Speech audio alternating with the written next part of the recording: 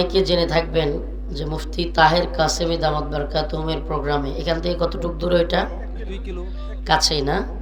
হুজুরের মাহফিলে আমার আসার কথা ছিল হাসিনা গভর্নমেন্ট থাকতে। আমি নিজে হুজুরের দাওয়াত রেখেছিলাম। আমি দাওয়াত রাখার পরে আমাকে সন্ধ্যার দিকে, আমি নিজে দাওয়াত রাখছি, বুঝলেন, হুজুর কিন্তু আমার উস্তাদ। কথাগুলো একটু বলি, ক্লিয়ার হওয়া দরকার, দীর্ঘদিনের বিষয় তো, একটু শুধু জানেন, জাস্ট খুব নাই, মাফ করে দিছি। আল্লাহ এদেরকে হেদায়েত দান করুক, আর জালেমদের সহযোগীদেরকে আল্লাহ ব্যবস্থা নেবে। তো আমি প্রোগ্রাম রাখছি, হুজুরের আমি কতটুকু মহাব্বত করি এটা যারা জানে, যারা চিনে তারা জানে। হুজুর আমার বাড়িতে গেছেন, আমি যেদিন মুক্তি পাইছি সেদিনই হুজুর আমার বাড়িতে গেছেন, অনেক মহাব্বত করেন। তো প্রোগ্রাম আপনারা কি রাগ করতেছেন? হুজুর যেহেতু কথাটা বলছে, আমি ওই জন্য দুইটা জাস্ট একটু বলি শেষ করে দিচ্ছি। না, এই বিষয়ে আমি বেশি কথা বলবো না। তো সন্ধ্যার দিকে হুজুর ফোন দিলেন যে আপনাদের এলাকার এক নেতা মাহফিলটা করতে দিচ্ছেন না। আপনাদের এলাকার এক নেতা, নাম বলার দরকার আছে? হ্যাঁ, যিনি কয়েকদিন আগে কয় ভয়, আমি কি জীবনে ভয় পাইছিলাম কোনোদিন? ইনশাআল্লাহ আস্তে আস্তে আস্তে আস্তে এই আঞ্চলিক সেলা সামুন্ডারে ভয় পায় নাম কম না। হাসিনারে যদি আমি কসুর প্রধানমন্ত্রী করতাম, ওরে হুজুর, আমি নাম কেন বলি না জানেন? আঞ্চলিক ভাবে এটা ভালো লাগে না। অব্র মিয়া নাম কি? এই মিয়া মাহফিল করতে বাধা দিচ্ছে।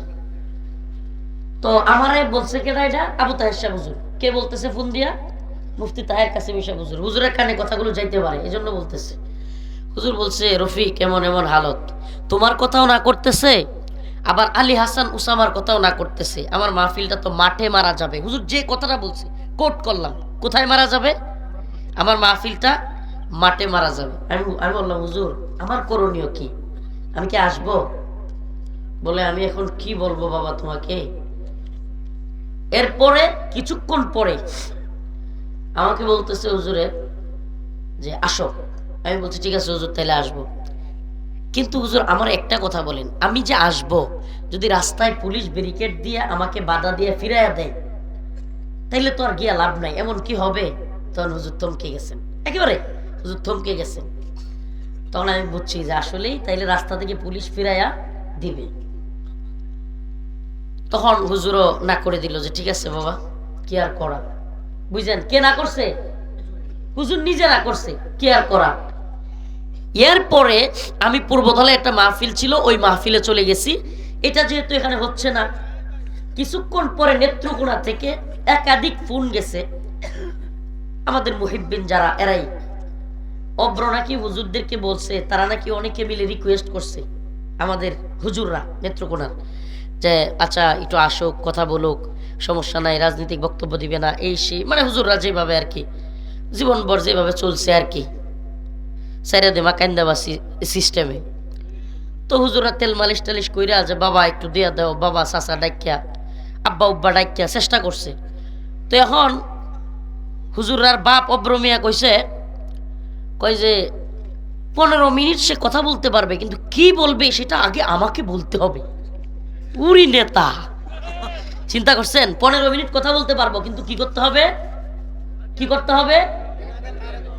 হায় হায়, আমি হাসিনা গভর্নমেন্ট ক্ষমতা থাকলে হাসিনারে পড়ুয়া করি নাই আজকে, সুবহানাল্লাহ। এরপরে যেটা হয়েছে এটা আরো কষ্টকর। এরপরে যেটা হয়েছে, কারণ আমি স্বাভাবিকভাবে একটা মাহফিলে ঢুকে গেছি, জায়গাটার নাম বলি বিশকাকনি। কোথায়?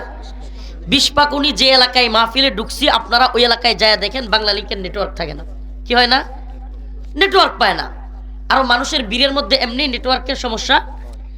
এরপরে নাকি ওনারা, পরে তো ভিডিওগুলো দেখলাম, ওনারা একবার বলে মাদানী সাহেব আসতেছে, মাইক দিয়া বলে, মানুষ চলে যায়, আবার আসে, আবার বলে যে হুজুরের ফোন বন্ধ, হুজুরের পাওয়া যাচ্ছে না। অথচ একবারও এরপরে আমার সাথে সরাসরি যোগাযোগ হয় নাই। আল্লাহর কসম, আল্লাহকে সাক্ষী রেখে বলতেছি, এগুলো প্রমাণ আছে তো। তাহের হুজুরকে নিয়ে পারলে বসুক। এরপরে আমার নামে যে মিথ্যাচারটা করছে যে আমি নাকি ফোন বন্ধ করে ফেলছি, আমি আসি নাই, এই সেই, বলেন এখানে দোষটা কি আমার ছিল নাকি অব্র কিংবা ওই যারা বাধা দিছে তাদের ছিল? কিন্তু এই হুজুররা এই কিছু, এই যে আব্বা ডাকা হুজুর যেগুলো আব্বা ডাকছিল অব্ররে, এরা চিন্তা করছে কি রে, অব্র মিয়ারে দোষ দিলে তো সর্বনাশ হয়ে যাবে, প্রশাসনকে দোষ দিলে তো আমরা আর এই যে আলু পরোটা সিঙ্গারা খাইতে পারবো না। তো এখন তারা কি করছে, মাইক দিয়া সরাসরি ওপেন বলতেছে সব দোষ আমার। কত কষ্ট তখন, কেমন কষ্টটা লাগে, কত কলিজা ফাইটা যায় না? আমাকে অব্র বাধা দিল, অব্র সব হুজুরদেরকে বলল তাকে বয়ান শুনায় তারপরে বয়ান করতে হবে। মুফতি তাহের কাসেমী সাহেব আমার উস্তাদ, উনি নিজে বললেন রফিক এই অবস্থা, তোমাকে আসতে দিবে না। আমাকে ফোন দিয়ে উনি বললেন আসার দরকার নেই। আমি চলে গেলাম আরেক মাহফিলে, নেটওয়ার্ক নাই, উনারা আমার সাথে যোগাযোগই করতে পারে নাই।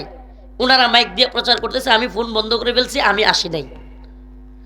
তার মানে কাকে বাঁচানো? প্রশাসন এবং অব্রকে। কথাটা বলেন না? আমার কষ্টটা বুঝতেছেন আপনারা? যেটা হয়েছে আজকে সেটা বললাম। সেই কষ্টে আমি লাইভে বলছিলাম, যেই মোল্লা মৌলবীরা দালালিটা করলেন, আলেমদের নামে প্রোপাগান্ডা করলেন জনগণের সামনে, আমরা আসি নাই, আপনারা কি করলেন, কেন করলেন? এটা নেতা প্রশাসন বাধা দিয়েছে, তাদেরকে কিছু বলতে না পারতেন, চুপ করে থাকতেন, আমার দোষটা দিয়ে দিলেন। আমি তো আপনাদের সন্তান ছিলাম, আমি আপনাদের সন্তান ছিলাম, আমি মাজলুম মানুষ। আপনারা জালেমের সহযোগী কেমনে হইলেন? ওরা তো জালেম, জালেমের সহযোগী কেমনে হইলেন? আজকে জালেম এবং জালেমের সহযোগীরা লাঞ্ছিত।